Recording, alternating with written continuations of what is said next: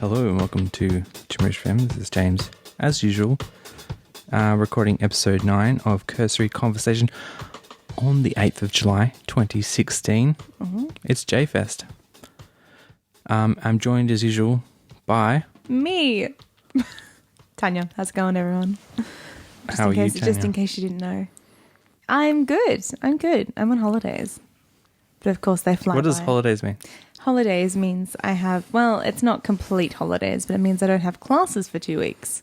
All right. But you still work? Yeah, but only on the weekends. Ah, okay. So, semi-holiday. All right. So Monday to Friday, 9 to 5, you're free. Basically. Oh, no, I've been busy this week, though, but yeah.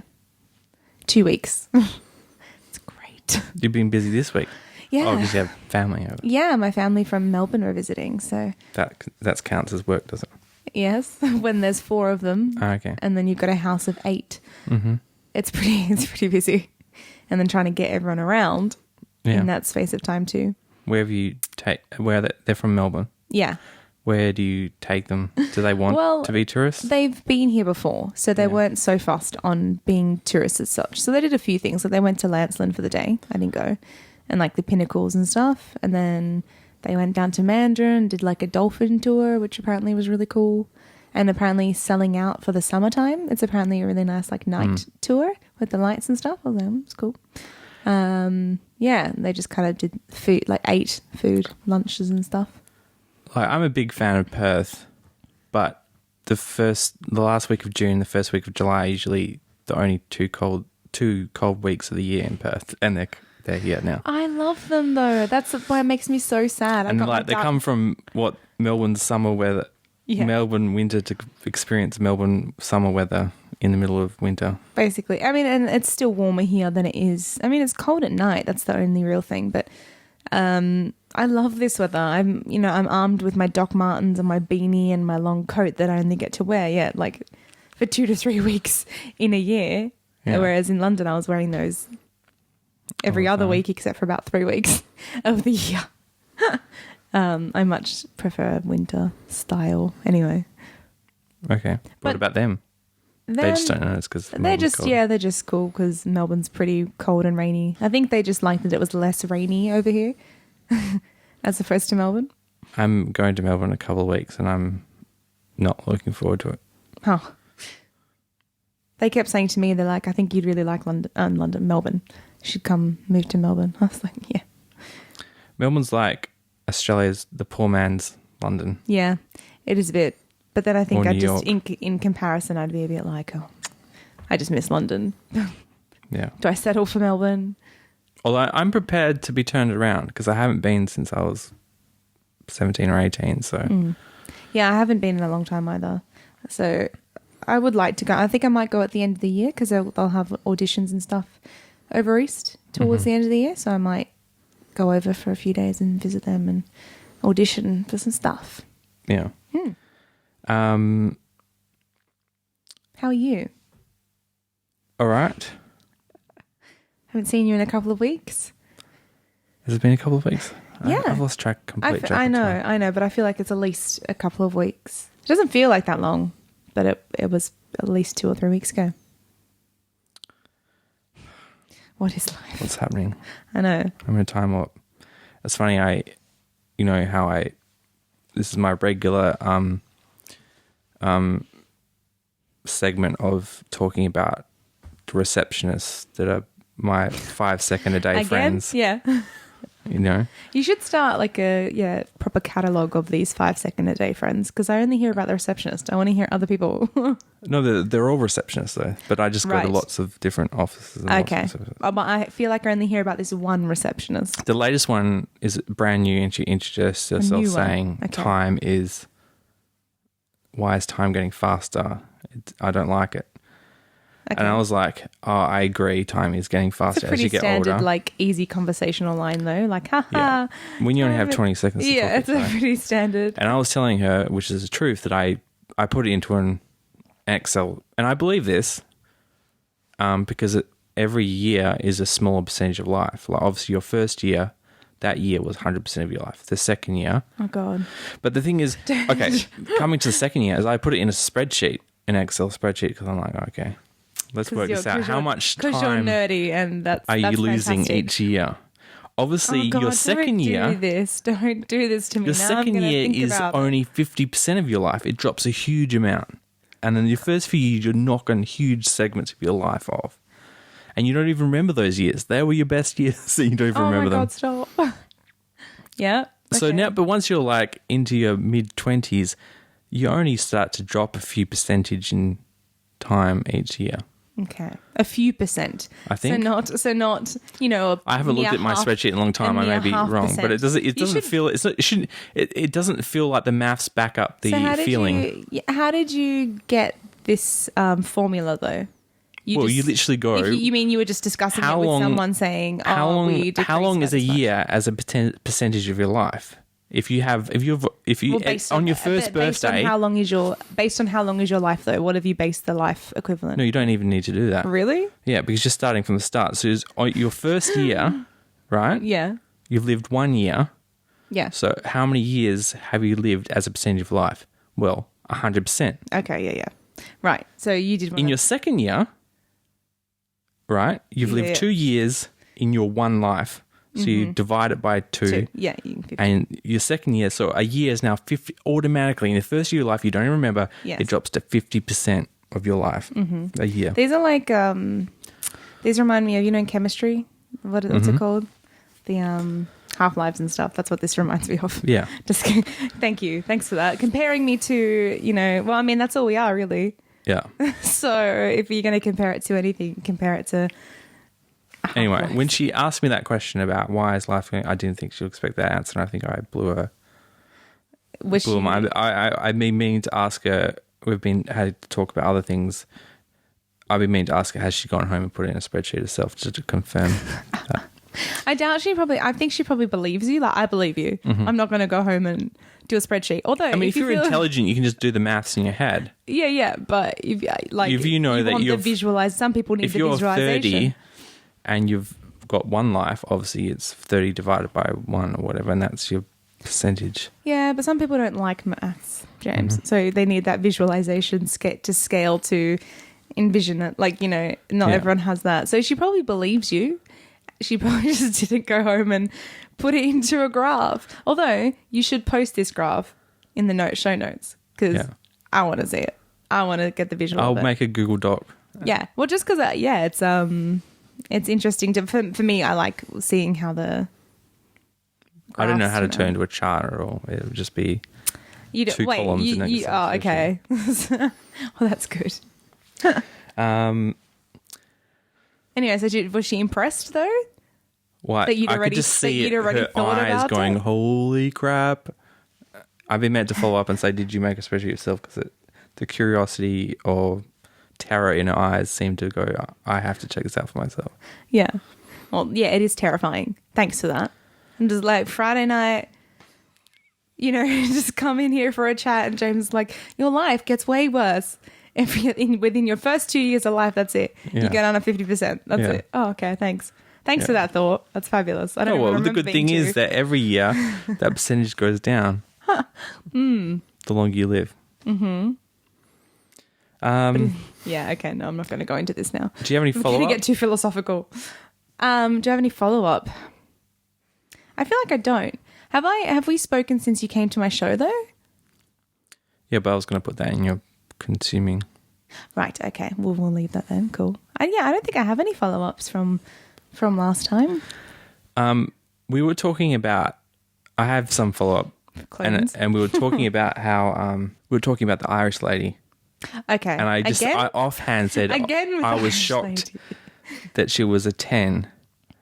And I felt bad. Oh, yes. I felt bad. And listening back, I was like, that gives the impression I give people a rating, which is not true. No, I didn't. Someone's think either that. a 10 or they're not. To me, I'm a black or white with that. Someone's either a 10 or not a 10. I don't actually individualize. So you don't have because there's a few people that I would be like, sometimes I think they're amazing and sometimes I'm a bit That's how, there's a few people that I would categorize like that. You don't have that? I don't scale people amazing on a scale. It's just, a 10 is like, oh, she's a super hot babe. It's the same thing. I didn't think like that. Like I understood I didn't take it as literally as you being like, I thought she was a 10. I got what you meant is that you didn't think she was that good looking until you kind of. Yeah, it just sounded, it came across as like, maybe I would describe a woman as a 7 or something. Unless someone emailed you saying you're a bastard, then I think you're all good. Well, the reason, and then I thought about that, and then I watched, moving into what we've been consuming, I watched Jim Jeffries' new Netflix special. He's a comedian, Australian comedian, you know him? No. He used to be an opera singer at Whopper. Really? No. And now he's like the second biggest comedian in the world. Is he? Okay. I feel like I should go and watch some of his stuff now. Yeah. You've probably seen it because it goes viral and stuff like that. Okay. But he has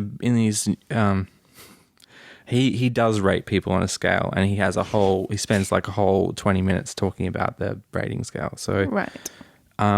It was funny because he has a mix of it's funny and it's black humor or controversial humor. Is it one of those things that he explains it in like 20 minutes on a segment, so that way when he refers to it in later shows, everyone has to know what he means?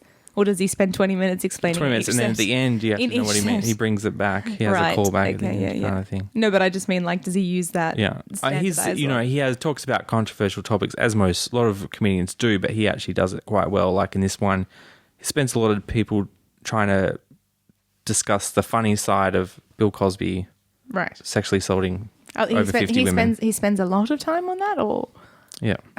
Okay. So that immediately you're like, how a lot of people are like, well, you can't make that funny. Well, go watch it. I'm sure I'm sure there are, obviously it's sensitive, but there are ways that you could. It's just whether you spend a long time on it or not. And he's probably going to get assassinated because he's fairly anti-gun because he's Australian, and he's not even famous in Australia, but he's huge in America. Oh, is he? He makes fun of America's gun laws and stuff like that. Right. Well, I mean, him and however many other people are anti-gun law. Like, it's not, unless he really drills them on it, Oh, there's definitely someone at home planning his assassination in America. So is he young or old? I don't know how old he's late 30s probably. Okay. Early 40s. Yeah. That's his connection to Perth. Is he did opera singing at Whopper before he became a comedian. Huh. What else about? Well, I'll go back to what have you been consuming? Oh, I know. I'll keep talking about what I'm consuming because what I did consume is I went and saw this thing called "Dead to the Last Drop." Did you? Wow. You know something about this, Tanya. Yeah. What is "Dead to the Last Drop"? What is it? I think it's a play. Yeah. It's a play. It's a play. Yeah. Just a play. What do you want a description of the play? I did not know anything about this. I think Tanya recommended it to me. Yes, I did. And I came along, and it was described in the I didn't know anything, but I got a pamphlet that it was described as an interactive drama on stage. Comedic, should have said comedic, but sure, yes, interactive was... Oh, interactive comedy. Yeah. Yeah, yes. That's better. Murder mystery comedy. Drama is a dramatised play. Yes, no, it should have said comedic murder mystery play. Mm-hmm. Yeah. Yes. But it's interactive. Yes, interactive. Yeah. Mm-hmm. And why did you recommend this to Tanya? I recommended it because I was in it. I can't remember if we talked about this. We have talked about it on here. I feel like we kind of discussed that I've been working on a play. So is this the thing where you were trying to do a Scottish accent for? Yes, originally. So I went from I was Irish, I was Scottish, I was British, then I was Irish again, and then I went back to being British. So that was what I was working on the Scottish for when I spoke on here. But yeah, so I probably just discussed that I was working on it and stuff, but the time finally arrived when we put the show on and it was one night only.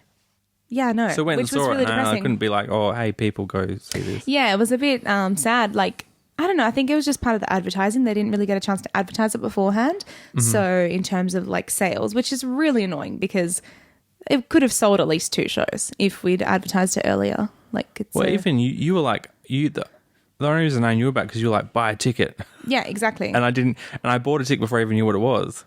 So that's not very good promotion. I didn't even know what it was. Yeah. Well, no, and eventually you sent me an invite like the day before, but I'm like, like a Facebook invite that actually had details. I had spoken to you about it before. I had told you what it was about Right, before. but I mean, how do you expect people who aren't No, I know. podcasting Well, to know about? that's the thing. We noticed that they hadn't done any advertising yet, so we created a Facebook event about 3 weeks out from the show because we were like still waiting for them to give us details on how much tickets and stuff were. And then so we just made up our own event to try and advertise it because they hadn't done much. So that's really annoying. But yeah. But it's part of your class. Is that why it's like, well, we're not trying to make money. This is just to prove that you can do. Exactly. But the aim is, you want to do more than one show. Yeah. Like for the musical, we should be doing 3 or 4. Hopefully, like one weekend at least. Yeah, we're doing like 3 or 4, and for that, and end of year we do like 3 performances. So like it builds up. But so you went to this play. Let's just pretend I wasn't in it for a second. Yeah, and it was a murder mystery, and it was a bunch of characters played by a bunch of actors. Yeah, they all your fellow classmates. Yes. Yeah. Second years. Yeah. And they set up some scenes, and then I think at the interval, they break the fourth wall. It's like, hey, you get to it's think about just who you think interval. is the murderer based on what you've seen. Mm-hmm. And you get to ask questions. Yeah. And we have to improv responses. Yeah. Oh, so it's improv. That was all improv. Okay, they're not prepared. Nope. No. I mean, we'd done runs of the show to get ideas of what people might ask, but it was all improvised. Okay, now skipping forward, the audience gets to pick who was the murderer, and the person most voted becomes the murderer? Correct.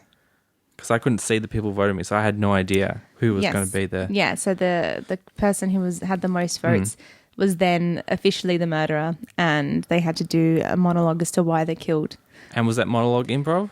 No, the monologue was pre-written. But okay, so if you got voted in, you would have done a separate speech. Tanya did not get voted in. I was not the murderer. I didn't think I was going to be the murderer, but yes.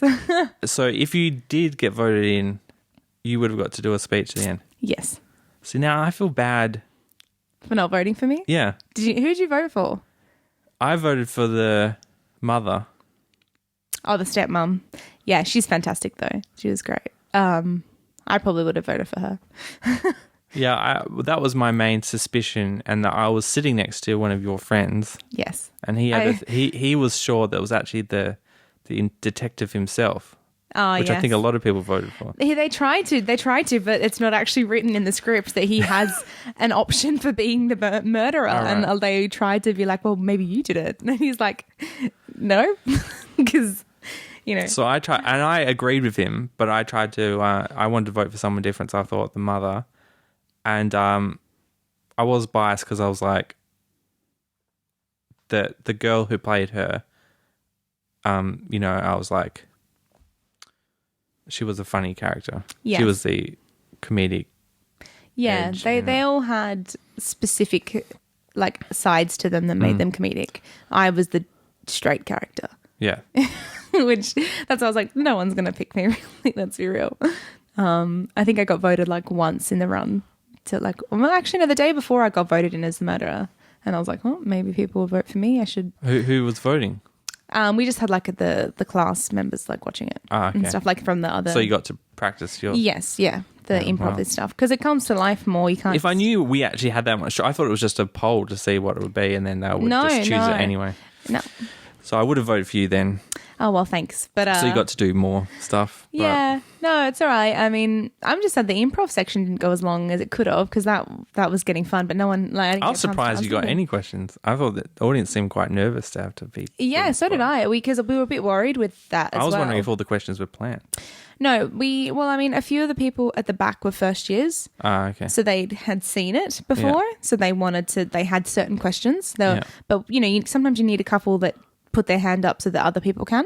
But no, there are lots of other people that ask questions too. So, I guess they're all friends and family. Exactly. So they're supportive. Exactly. So I didn't ask a question because I was like, this is awkward. We were a bit worried that might be the response because sometimes it is a bit confronting when they're like, you answer a question. So it was a good experience and the set was cute. like with the little bookshelf and stuff, Yeah. and So what? Yeah. yeah. I wanted to know what was the girl who played the mother. Mm-hmm. What is she really an old person? No, see, so many people. Well, not so many. A couple of people asked me how old she was. She's younger than I am. She's 21. Wow. Yeah, I don't know if that's a compliment or not. No, she just carried that way. She might be offended that I No, thought she was in her late 30s or something. No, Olivia's beautiful, and like it's a compliment to her because she carried herself. She was obviously meant to be that old snooty owner of the cafe. So, yeah. So what was it like for you? What? In what sense? The show. Oh, it was a great experience. I mean, that was the best that we'd done it in general. So that's good. That's what you want in front of an audience. Is that the first time you've done live theatre outside of school? Yeah, actually, for me, that's the first. Well, I never did a play in high school. Okay. That was actually the first play I'd ever done. So, yeah, so it was a really good, different experience for me because, I've done excerpts of like all musicals or whatever, and it's a bit different as well. So it was very different to kind of learn script work for a play and character work. And stuff. Yeah, because I thought you were doing musical theatre, so I was expecting it to be a musical.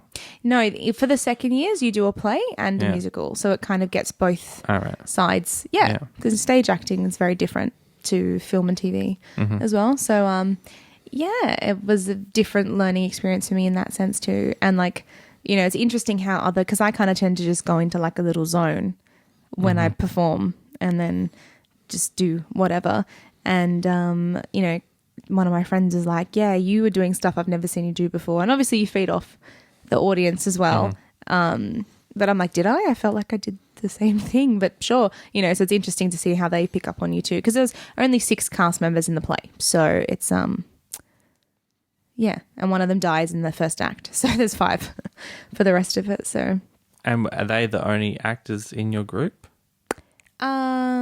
In second years, yeah, that's it. That's all there is. There's not a lot of us. So, yeah, and Liv, yeah. So there's Liv is a second year? Liv is a second year, but she's kind of a third year, but she's kind of done part-time and stuff. So, but, I think this is her first play though too. Like she's done plays before, but I mean with the school and stuff. Liv. I say that as if I know who she is. Yeah, Liv. Good old Liv. No, sure. Yeah, she did a great job. And yeah, there was just all these little like quirks and stuff with the accents and the people. And, there was a flamboyant. But there was no Irish or Scottish accent. No, right? I was just going to make myself different to them because they were all. Okay. Yeah, I just wanted to be, because I was like, oh, it's a professor. He's not funny. Like the lines aren't funny. It's a straight character. What can I do to make it something different? And because I like accents, I wanted the challenge to actually sit in an Irish or Scottish accent. I can do British and American. I wanted the challenge of it, so that's why I asked for posh. It. Yeah, I was trying to do. Well, I was posh. Did you say? No, could you have done that? No, I was like clipped, so I was posh. I was like clipped posh British English, but yeah, no, I did like. I just wanted the challenge for it, but it didn't fit with the character that I was trying to get. Like the dryness didn't come across with the Irish. It was too happy sounding. Like, and same with the Scottish. It was too. Did you get to play any of the other characters? No. There was a scene where I switched with Clarice, which was the other waitress, the blonde one, the kind of two-faced one. There was a scene where I kind of switched with her for us to work on our characters, where she was Kildare and I was her. But that's about it. Yeah, we kind of didn't have much time to switch and stuff because that could have been fun. But yeah, I mean, I'm glad if you thought it was entertaining enough. That coming along and support us. So the musical will be in October. Just side note, you can. What accent you gonna have that? American. I'm American. Okay. I'm the mum. Yeah. So, yeah. Is Olivia going to be in that? She's actually not in the musical, no. All right. She's there'll be other people. You don't get to swap, so she's there's more people. Playing a young character. Yeah, she's the mum. Yeah, I'm playing the mum. But I didn't want to be a frumpy mum. We've already discussed that I'm not going to be like, just to make me the mother, they're not going to make me look frumpy. I'm the Reverend's wife. We probably had kids young, and that's. So yeah, probably late 30s, 40 is what they were going to age me at. Okay, but we'll see. We'll see how you that have to goes. dye your hair or something? Put No. some talc about it. No, I feel like they're just going to maybe they'll dress me slightly more like 50s, like kind of A-line Who's they? skirt covers, like all the costume peoples. Do you have costume people there? No, we have a costume person we discuss with, and they can give, like, we discuss ideas for them, but And who are they studying as well? no. Okay. No, it's just, yeah. So maybe that's how they'll convey it, obviously, as well. Yeah. I think my husband, the Reverend, will maybe put some grey, you know, like handsome little grey bits on top of his ears sort of thing. I've noticed, you know, like 10 years ago, I wanted to dye my hair grey and people were like, you're crazy. I've noticed a lot of young women dyeing their hair grey recently. That is a craze. Yeah. Yeah, I like it. I do quite like it. A couple of my friends really want to have the proper, like, grey looking hair. Yeah, I don't mind. I like the violet colours that they have to do, but you have to bleach the crap out of your hair for it to stay, and then you constantly have to put the colour back in because it fades. So it's a bit of a pain in the ass. It's not worth the time and the dead hair. There was a young family friend girl. It was like when we were kids, she was a lot younger. Like she was my sister's age, my younger sister's age. And, you know, she was just a young girl and I hadn't seen it. And I was searching for, on Instagram, they've got this new feature where I was searching for someone with the same name as that young family friend. And but now they have this feature where they prioritize people you're most likely to know based on who your mutual friends are. Yeah. And it shows you all the people you follow. So this person came up top and I hit it. I remember her, and my last memory of her was this young, you know, cutesy girl. How many years apart are you? Just before you continue. Oh, probably 5 years. Okay. All right. Yeah, continue. Which was a lot when you're young, but when you're older, not now. It's no big deal, but I hadn't really seen her since then. And I opened up her profile. She's living in Melbourne. She's dyed her grey, and her most recent pitch was her naked with Donald Trump body painted on her. Wow. And she had, I think she had breast implants as well, so it was quite exciting. So you told me that story so that you got excited about looking No, at it was just her that body while I was paint. thinking about artificial grey hair. Speaking of body paint, that is a follow-up. Remember how we discussed my body paint stuff?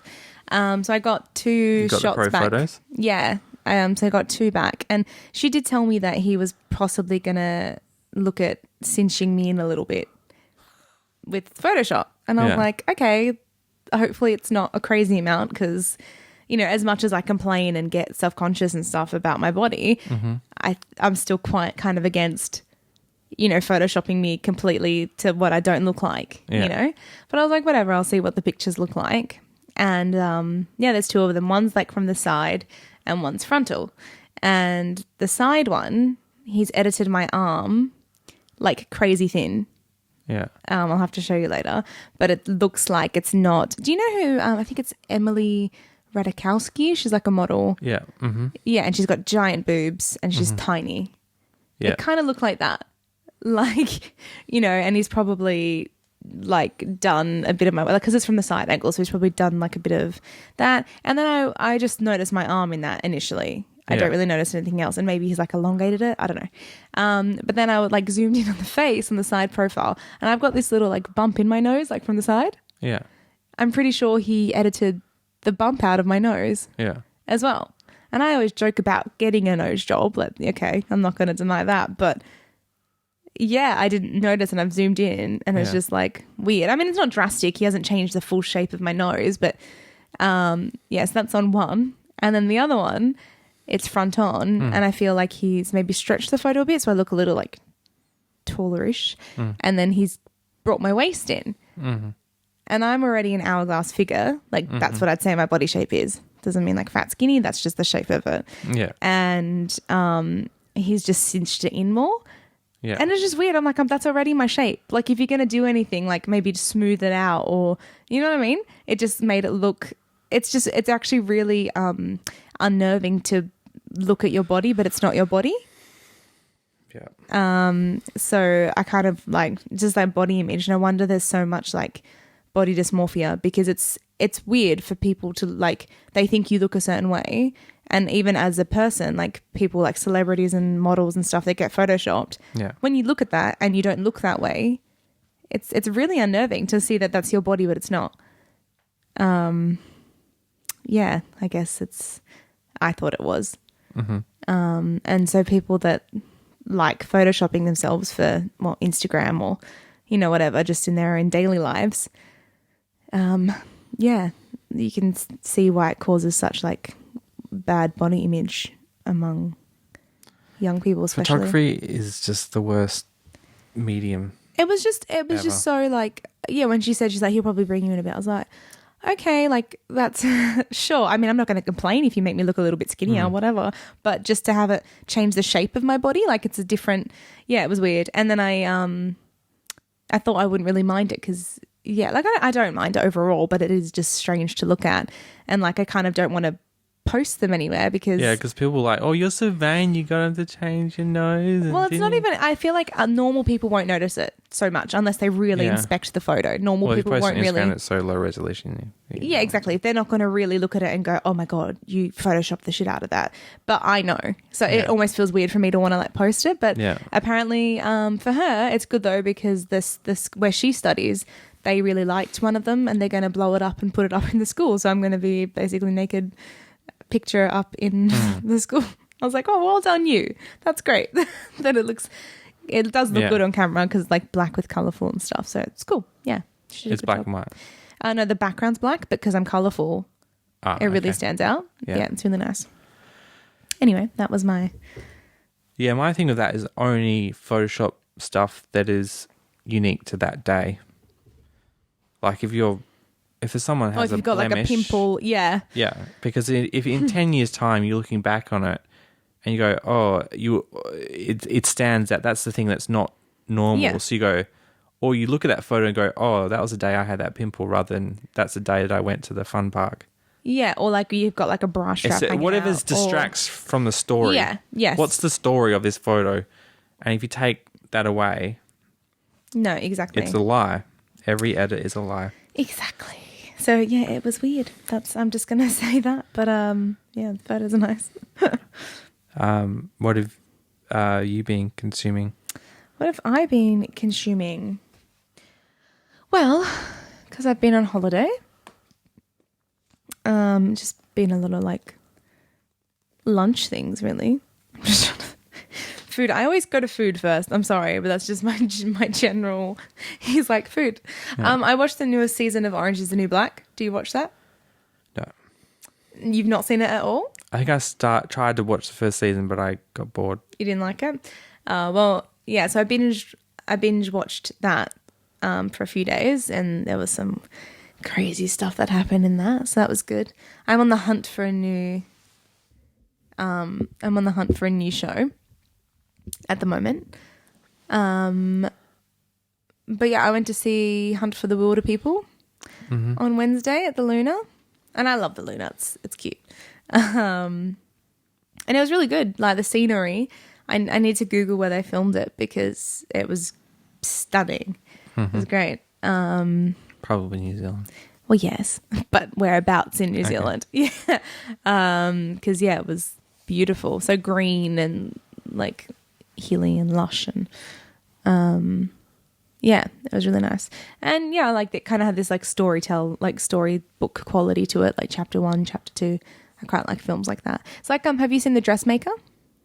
No, the one that they filmed in Australia with Kate Winslet. Oh, I know it. Yeah, but, is that any good? Yeah, it's actually really good. Watch it. Give it a watch. It's like again, it's kind of got that bit of a story-like feel to it because it's set in a small country town.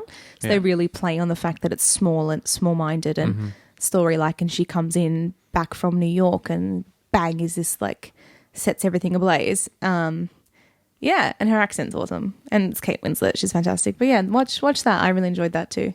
Yeah, so it kind of reminded me of that, saw that Kiwi recently? Version. I saw it when it came out, the cinemas. Okay. Yeah. When did it come out? A while ago. Maybe last year, I think. Oh, okay. Yeah. So, but yeah, no, it was good. So it's kind of similar to that. What else did I do this week? More consumption-wise. Yeah, I don't know where this week has gone, really. I kind of, I've just been spending time with my family, so it's... Did you go to the dolphin thing? No, I didn't, because my car broke down. Oh. So that day I kind of had to stay... There's no room in the car, because there's like 4 of them. Yeah. Plus my mum. So I had to stay...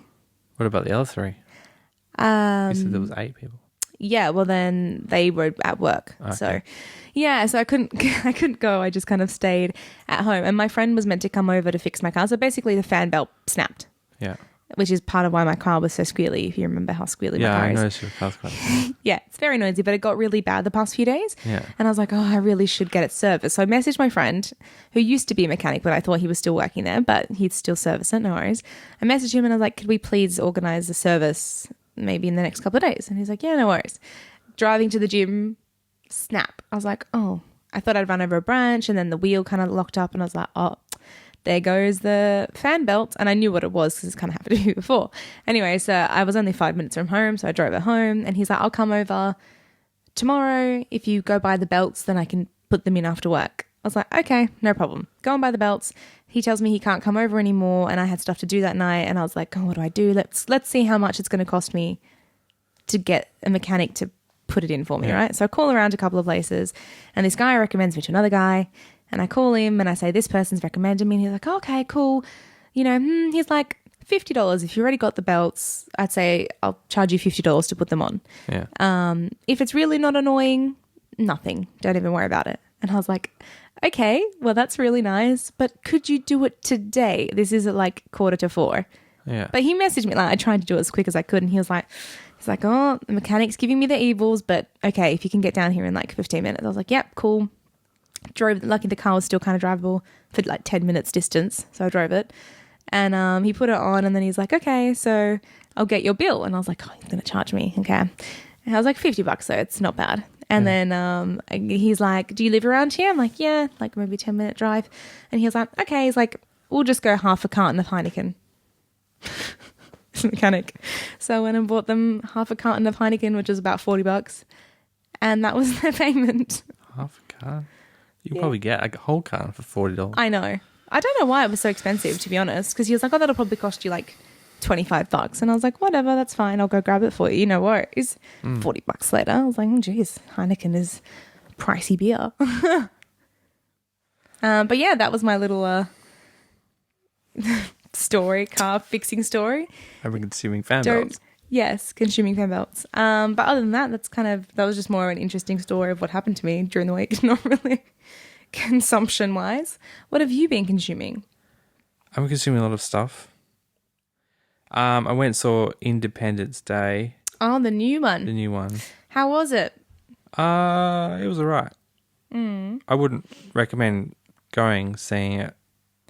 I kind of saw the trailer like when I went to see X-Men, and I was like, nah, I don't want to see it. Did you like the first one? No, I've never seen it, so. Well. But still. Why would you go see it if you haven't seen the first one? Well, I mean, you could be into those kind of films that are, you know. The whole appeal of the nostalgia of this is set part of 20 years it, but the after way that the first one, which is the 20 way years that since it came out. Trailer was set up, though, it was just like they just made it seem like the earth gets blown to shreds, basically, like for the effects. Do you know what I mean? It was a trailer that very much was showing, look at all of our effects that we have in the movie. Independence Day was like the first film where they're like, let's blow up the whole earth.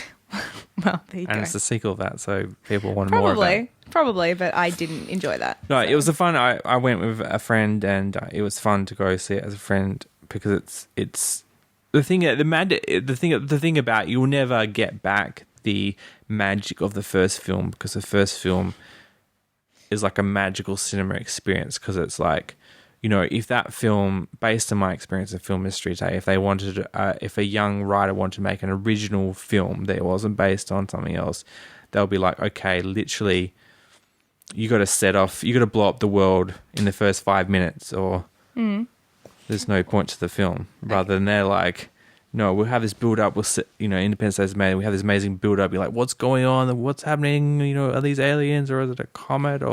And then like he's setting up all the characters, and it isn't until like halfway through the film that the whole world blows up. So it's this really amazing setup, and it sets up this great atmosphere and stuff like that. And that's just lost in cinema today because everyone's like, doing screenwriter lingo is like, page 2, you got to be in the second act, That's a joke for screenwriters.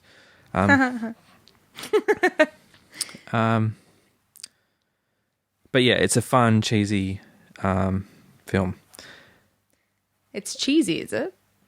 Oh yeah, super cheesy. Is it? Oh, okay. Because aliens attacking them. Well, I mean, my definition of cheesy is. And it's like, how are you going to save it? Oh, we'll just have some lasers and yeah. Okay, so when I think about cheesy, I think of like rom-com cheesy. I don't really think of action cheese. No, yeah, action cheese is good. Okay. Unless it's like, but I get what you mean, though. Really I guess I've just never used cheesy to describe it. Like I understand the action, like cheesiness of stuff. But yeah, okay, cool. Because I've always just used cheesiness for rom-coms. Yeah. I saw that at the cinema. Mm-hmm. I also video games. I've been playing quite a few video games because a few games coming out, and I haven't finished any of them. But the game I'm closest to finish, so I'll talk about it, is this game called Inside, is the second game, or at least the follow-up game to this game called Limbo. Did you play Limbo? No.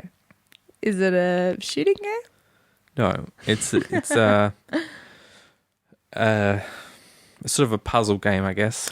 Ah, it sounds like something I'd like, though. Yeah, and you're sort of this little boy that's in limbo. Yeah. This dark film noir world. Okay. And you have to solve puzzles. There's all this creepy stuff happens. What's this on? Like what console? It's on everything now. Oh, is it? It was originally on Xbox, but now you can get it on your Mac now if you have one. You can probably get it on your iPhone. Which I don't, because I am technologically challenged, but yes. Do you have an iPhone? I do. You can probably get that, although the controls I probably don't use it till it's full extent, but yeah. So yeah, Limbo was one of my favorite games of all time, and they've finally that came out in like 2009 or something. Oh, okay. So now it's long time later, and it's a really small game, so it's like you can sit down and play it. It's like a 4-hour game, obviously depending how much you get stuck on the puzzles. And I don't like long games, so it was really satisfying. It had amazing atmosphere. It was sort of film noir, and it had that sort of I'm not a big horror person, but this is kind of the horror I like, where it's just sort of a creepy feel, like eerie, over the whole kind of thing. Yeah, but you get the sense that you're working towards the light at the end of the tunnel, kind of feel. Right. And this game. Why is it a little boy? Just go back. Why is it a boy that's stuck in limbo? What's he to do in the plot? Like, is there a plot? That's kind of a spoiler. Oh, okay. Yeah. All right. Well, I will investigate. Yeah. And so they brought this new game out like 5 or 6 years later, and again, it's a little boy stuck in this creepy film noir. Could it not world. be a little girl, just to mix it up a little? Oh well, it's actually pretty. This one is pretty androgynous, so it could be a girl. It's not there's no really sex. Okay. To my, I'm just putting to say that it's very similar to the other setup to the old one. Yeah. But then isn't it meant to be a sequel, did you say? Or is it just another game that they released? Well, it's a new game. It doesn't have any connections to the old one, but it's obviously meant to be a spiritual sequel. It's like, hey, if you like Limbo, you're really going to like this game. And yes, I do really like this game. But it's the first one, all the puzzles are very trial and error, where you really can only solve the puzzle by dying and working why you died and fixing it. Yeah, yeah. This one, they give you just about information where I reckon someone who's really observant could probably do this, go through the game without dying in the first go. I mean, it's pretty hard to keep up that concentration because all the clues are really subtle. Yeah. So you're just saying pay attention if you're going to play the game. But it feels weird. it feels weird. Like you feel like you're being outsmarted by these people that they know what you're going to do, and they almost set up the puzzles. It feels like So you do it to fail. It feels like it's easy. Yeah. Because they've just so intuitively know what you're going to do, but it's not easy. So they're messing guiding with you so well, so subtly. They're fucking with you, basically. They're like, we'll send subliminal like clues to them to go this way, and then they die, and then they have to work out other way. And if you die and you go, oh, why did I die? I should have known. I should have done. It's because you didn't do the obvious thing. If you'd done the obvious thing, you would have just lived. And so that's it's just this weird emotional experience where you this game is because normally in games they're always trying to do the non-obvious thing, and so you're so trained into that you get tricked into trying I might try this, but when your actual original instinct would have been correct if you'd done it. And they're just like, no, wait. It's really straightforward. You're just overthinking it. Yeah. Oh, so maybe it's not maybe I should play this game to stop my overthinking. Yeah. So I can just look at I'll just go and just go straight forward, and then because I'll overthink all the clues, and then but in saying that, I'm about 2/3 way through, and I think I've tried to avoid spoilers, but people saying a big twist comes, and I don't know if I've got to that bit or not yet. I used to did you ever play any of the Harry Potter games they brought out back in the day? Like PS1, sort of like probably PS2. I used to do that in, I don't know, one of the Harry Potter games, and I'd keep dying at this one point, but the fact that I died would let me realize how, and it was really frustrating because it was just one of these like stupid monsters. I don't remember what it was, but it's very much the same sort of thing. You have to die about 5 times before you suss out how to pass the level. Okay. Yeah. Or get past to the saving point. And it was always before the saving point. You'd always have to play 20 minutes to get to that point. Yeah. Then you die and you wouldn't save if you're not saved. So you always had to play 20 minutes to get to the point. Oh, yeah. It's infuriating. Yeah, so I don't know if I've reached that. And I won't talk about the twist, obviously. If I won't speculate what the twist is if I've experienced, because what's this game called again? Inside. Oh, okay. Yeah. So far it's a really kind of cool game. And I'm looking forward to finishing it. I just don't have the attention span to sit down because it's not even a very long game, but I can play about 45 minutes. So I think it's like a 5-hour game, and I've sat down like 45 minutes for 5 nights and haven't got to the end yet. Yeah. So well, you don't have to do it straight away. Yeah, but I want to do it so I can go and listen. I have to, all these podcasts I can't listen to because everyone's discussing it. The people have finished it, and I can't. Cause I don't want to be spoiled about what happens. I've seen a lot of dumb movies. I went on a bit of a dumb movie binge for a couple of nights. Like C-grade films? Or like going through Netflix and looking for films that are not too obvious, like a Marvel film, or not too vegetables, like it's like, oh my god, what it was like to be in a massacre in the Philippines in 1974. Remind me of vegetables once you finish this point, but go on. Yeah. So these C-grade films included. Well, while I was waiting for you to come, I tried to look them up and I can't even remember what they were. I've got written down She's Funny in That Way, which was Imogen Poots and Owen Wilson. I've not seen it, but I know of it. And I can't even remember what it is about. She annoys me. She's a prostitute, isn't she? Oh, yes, right. She's a prostitute. You remember it I've seen the trailer. Yeah. But she kind of annoys me. I have a weird knack for remembering people in like random films, but because I like watching trailers. But she kind of annoys me weirdly. Imogen Poots. I don't know. I think I watched it, and the reason I put it in these notes was because I had something to say about it, but that was so long ago that I've forgotten what I should have actually written down what I was going to talk about, but I didn't. Okay, well, never mind. Move along. The most recent thing I did was last night was opening of the Revelation International Film Festival in Perth, which is Perth's sort of main film festival. Mm-hmm. They have I saw film nights during the Summer Arts Festival, but this is kind of the more for film nerds. This is the bigger thing. Yeah, I need to get. They had brochures. I forgot to grab one on the way out of like when stuff was on. And so opening night, they had this film, and I went again. I got a free ticket for my. So I just turned up for the free booze, really, and the Connections that you have. and the networking. Yeah. But so I didn't know what the film was, and normally when you go to the film festivals, they have weird films on. That's when you get to see them. You get a couple that are, Right. a bit but strange. this was this film that was on. It starts to play, and it's Jake Gyllenhaal. Oh, yeah. Gyllenhaal. Gyllenhaal, yeah. And Gyllenhaal. eventually Naomi Watts turns up, and it's about a guy in his 30s having a sort of a midlife crisis. Okay. And I don't think he's like has to seen go the trailer for crazy this. to deal with his issues, you know. Of course he does, yeah. Because It's that cliche movie. Was it good? Well, to be fair, I was sitting there going, oh, for the first, just the opening couple of seconds, I'm like, oh, what is this film? This doesn't feel like a film festival film. It feels like So something you were just a Hollywood. frustrated. Yeah, okay. And then the start, and then literally that's my first 5-second thought. Mm-hmm. You know, it's just Judge the the 5 book by seconds its cover, James. but very yes. quickly, it starts to.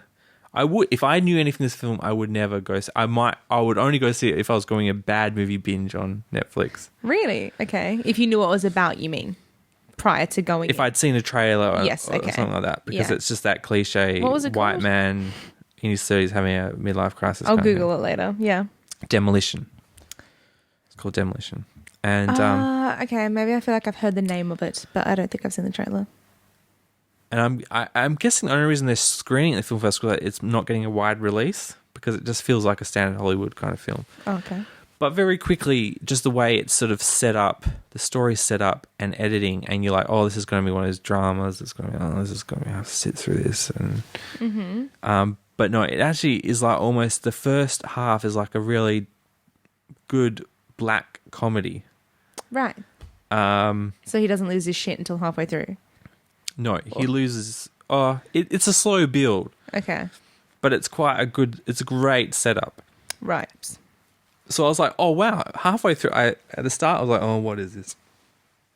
Then I'm like, a third of the way through, I'm like, I'm on board. This is going to be a great movie. I see why they picked it as opening for the film festival. Were you sitting by yourself? No, it was a huge audience. No, I just mean like, was anyone next to you? No. To have these thoughts with? I could just picture you doing the hand movements. Yeah. But like not verbalizing any. So you're just like, oh. No, well, 'Cause James is doing hand movements right now. I as was he's explaining imagining this. basically this explained to you right now, or the new receptionist friend who wanted His other receptionist friend, yeah. wanted a recommendation from the film festival. So I was like, oh, I could recommend this film. I got so excited. I'll have something to talk to her about.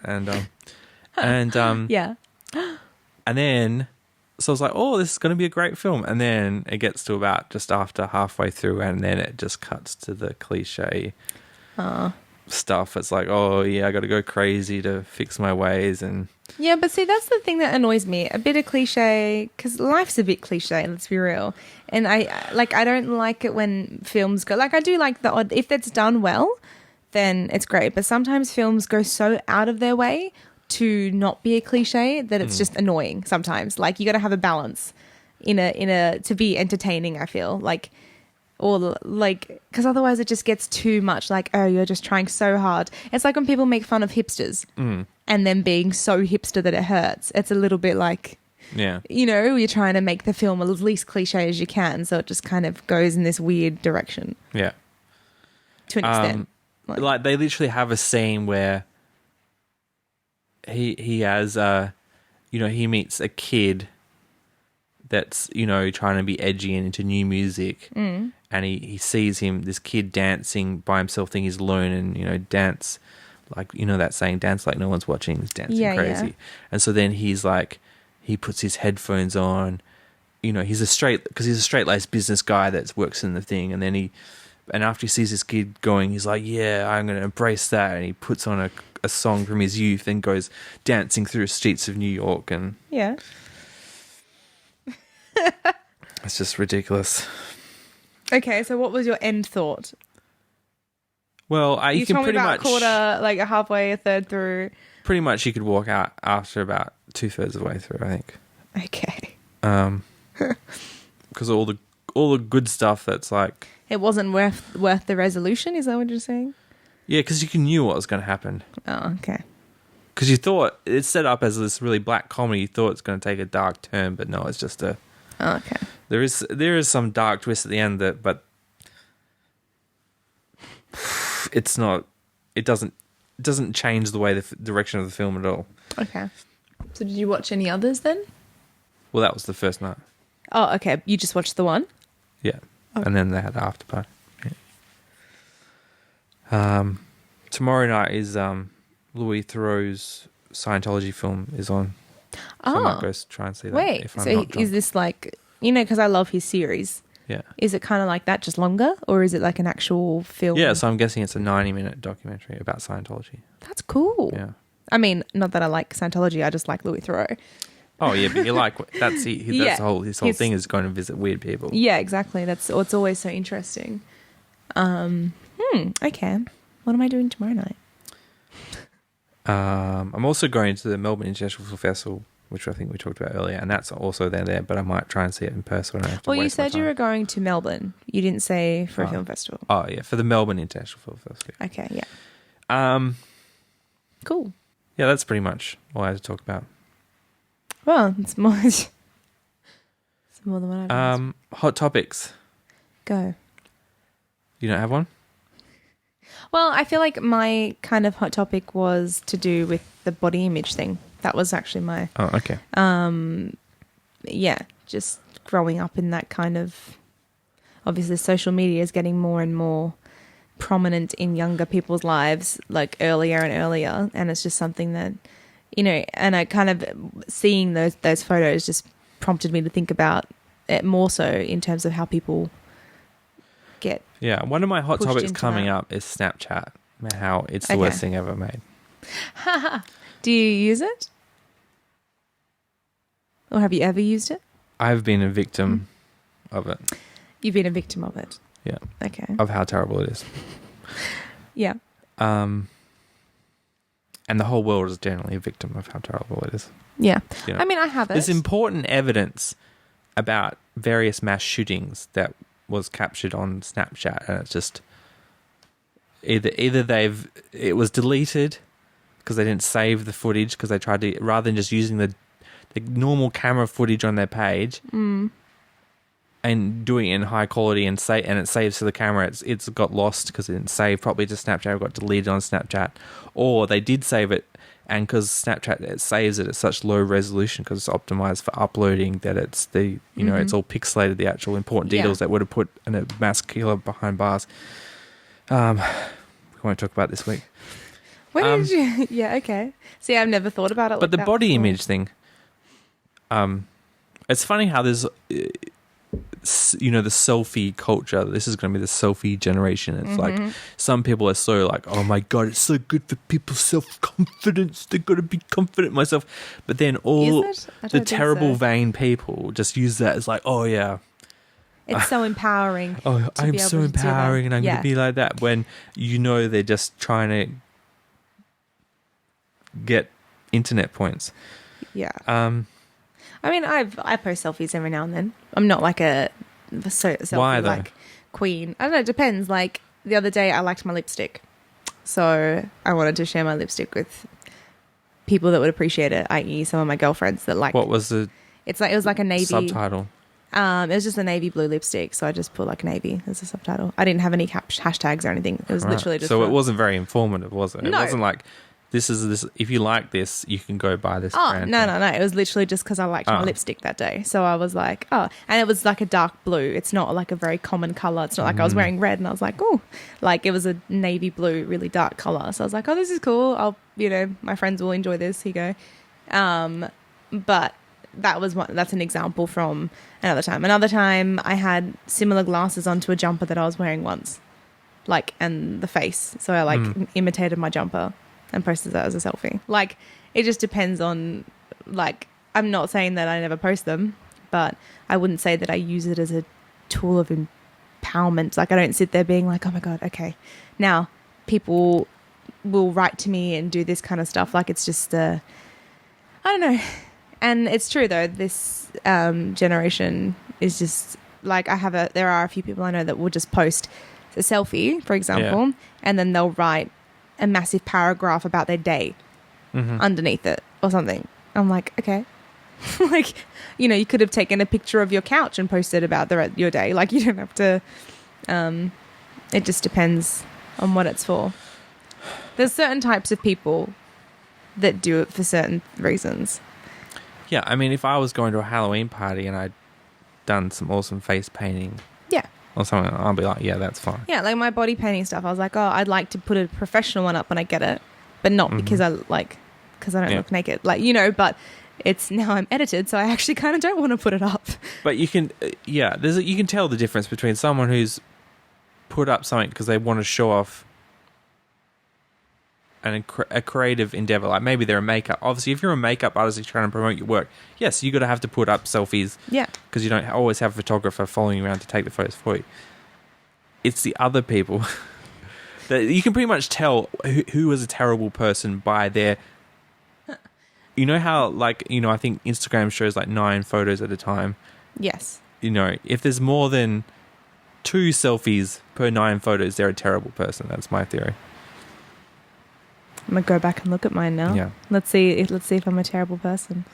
It's well, yeah, I mean, that comes to, because it's a double-edged sword. You can have people that would be like, oh, in terms of self-esteem, that would be like, that's amazing, you look fantastic. But then there's the other half that might be like, you look terrible, or you're fat, or you're ugly, or, you know, and people, it's not built for that. There you go. Here you go. As an example, they're my last 9 photos. Well, there's just one. There's one selfie, and then there's one selfie. There's photos of me, but they're not selfies. There's one selfie in my 9.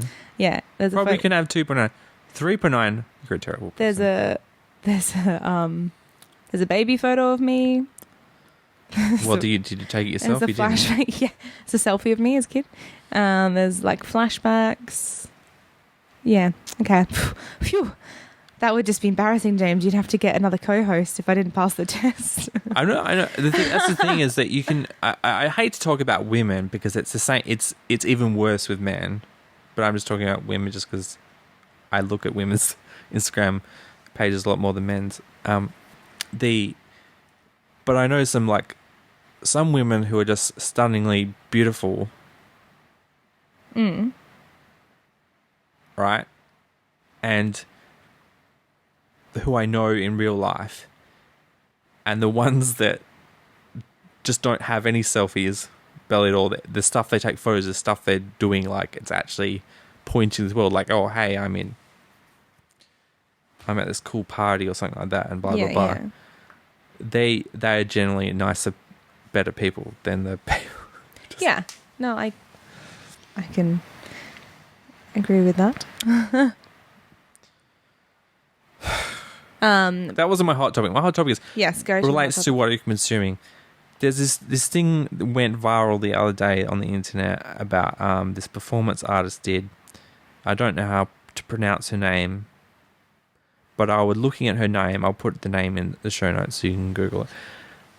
I would say her name based on what is spelled here as Milo Moore. Okay. Moore? Milo Moore? How do you spell it? Moire with a dash above the E.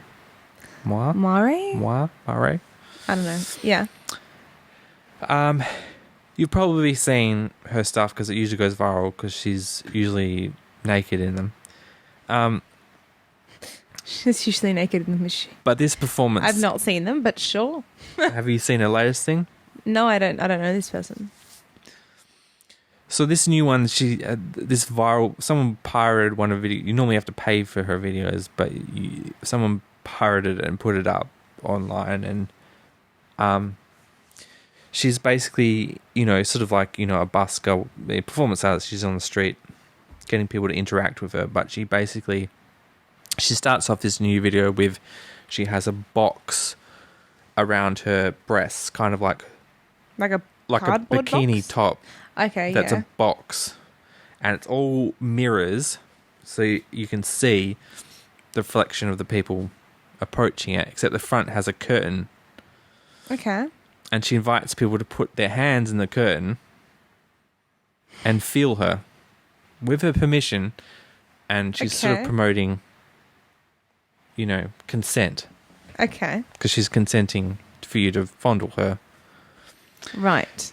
So she has it around her breasts, and she has this video, and people from all walks of life, men, women, children, ranging from, maybe not children, you had to be 18, Kids. but 18-year-olds to 95-year-olds, men and women. There's a 95-year-old woman going, oh, Okay, yeah, because they can, I guess. They're like, all right. yeah, let's have a fondling feel. your breasts. But she actually has cameras, webcams inside the box. And I don't know see if what they're doing. Okay. to see what they're actually doing. And then there's people, her helper people are filming. So you get to see the person, and she makes, like, when you fondle her, she makes direct eye contact with you. So it's a very intimate moment. Okay, yeah. That's a bit strange. Yeah. But that's crazy when it's like, oh, yeah, I can see what. But then they cut to the webcams inside, and everyone's doing a different thing. Some are like working the nipples, some are just feeling the heft, and Feeling the heft. yeah, someone was, fondling the hairs, and Okay. and it's like, oh, well, that's a fun art project. Do you know what I mean? Yeah. Everyone's involved with doing something for the team. Yeah. Then that's the first half of the video. The second video, things get real. Yeah. She moves the box down. Right. So the box is now around her waist. Yeah. Same setup. Box around her waist, And you all get- mirrors, and a curtain there. Yeah. And you get to fondle her. She requests people to fondle her with her consent. Who do you think volunteers to do this in the video? Obviously, it's edited, so you don't know. Mm-hmm. Men. 100% men. Yeah. Oh, this is making me cringe. Yeah. And I don't think they know that there's cameras going on inside. So you get to see what's happening inside that box. Ugh. Where did you find this? It was on it went viral, and obviously it wouldn't it? Yeah. I haven't seen this. So she's I making might direct go home and contact watch with it. these creepy men, because it's suddenly all men. Surprise, surprise. Mm. There's no, at least, it is edited, so maybe she edited out the women for effect. Maybe. There probably was like one curious to like two curious as opposed to like 20 men. Yeah. Okay, but I don't know if you can put yourself in a man's shoes, but say you're doing that and you were going to fondle her genitalia, Yeah. or just touch it and be part of the experience, what would you do? I'd probably just touch it. Yeah. Like I wouldn't try and really sexualize it. I'd be like, cool. I'm feeling what this is, and then to be part of the experiment if you want to be in that way, like be part of the project. But I would try and desexualize it as much as I could. Yeah. Because it's kind of the whole thing when like, your nipples get hard when you're cold. Mm-hmm. It's not necessarily a sexual thing, but it happens. Yeah. And it's a sexual response, isn't it? Yeah. So it's kind of trying to desexualize it as much as you can. But that was what I would do. And I guess if I was thinking as a male, if I was respectful, I would do a similar thing. Yeah. Respectfully. But you wouldn't attempt to do full penetration. No. Well, that's exactly what happens. With all of them. Yeah, so and there's lots of people watching the crowd, and these Because there's guys a curtain. come up. It's because there's a curtain. Well, not all of They them can't do see. that, Yeah. but quite a few do. You're like, oh, I'm going to have a cheeky little go here, and it's consensual because she's making direct eye contact, and these guys are basically, it's this really, this is my one criticism of it. For whatever reason, because these men are like, I'm going to take advantage of this situation and try and have, I don't know what the term would be, manual sex Yeah. with her. And she doesn't say that. All she says, you can put your hand in the box. That's it. Mm-hmm. And you have my consent to do it. You have my consent to touch me, not to...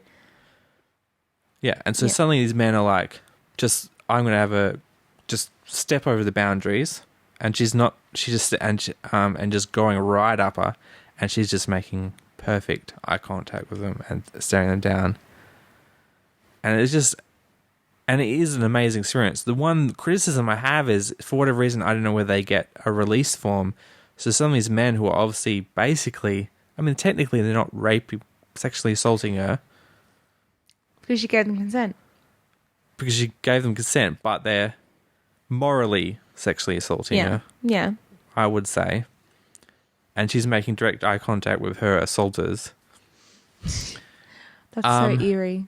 Yeah, it's really, really eerie. But they've had to censor out the faces because either they didn't get the permission slip to say you're allowed to appear in this video. Right. Yes. But I feel like there would be such a more powerful video if they had those faces uncovered, and they'll put it on the internet. You got to see these people face the consequences of what they're doing.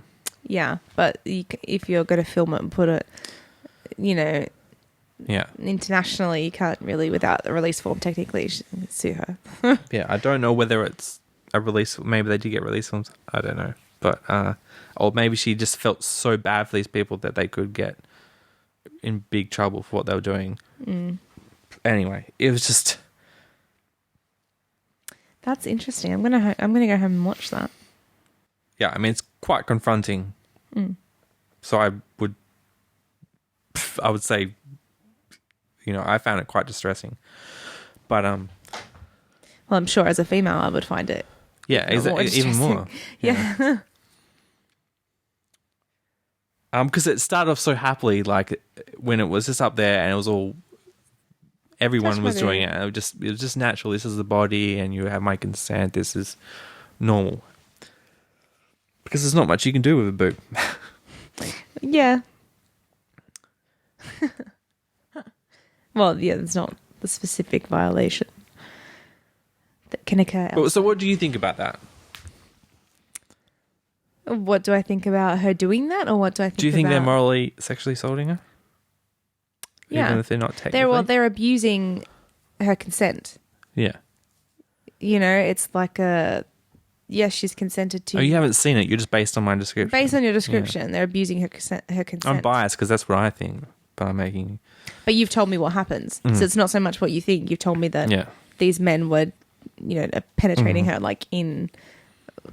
Because she gave them consent to touch her, and because they think no one's watching, they abused her consent. Because let's just talk about if it was your mouth. If someone said, "Would you touch my mouth?" You have a permission to touch my mouth. You would just touch them. Mm-hmm. I would just touch them on the lips, right? But these people are doing. Yeah, and that I'd feel violated. Oh yeah, if I said touch my face. Yeah. And people were sticking fingers up my nose, or it'd just be but as like an art project, it's a really it's very interesting because it's saying that consent is just it's never black and I mean people try to say it's black and white, but it isn't. Do you know what I mean? For every anyway. Yeah, it's a very interesting, and it's an interesting way to portray that too. Because you can have as many conversations as you want about consent and its fluidity but to figure out something that would show just how grey it is of an area. And she doesn't go no, she just maintains direct eye contact with it. And that's almost guilt tripping them, but they keep doing it. Yeah. Like that's not even, because she's not saying no. Because obviously she says no, then she's revoking a consent.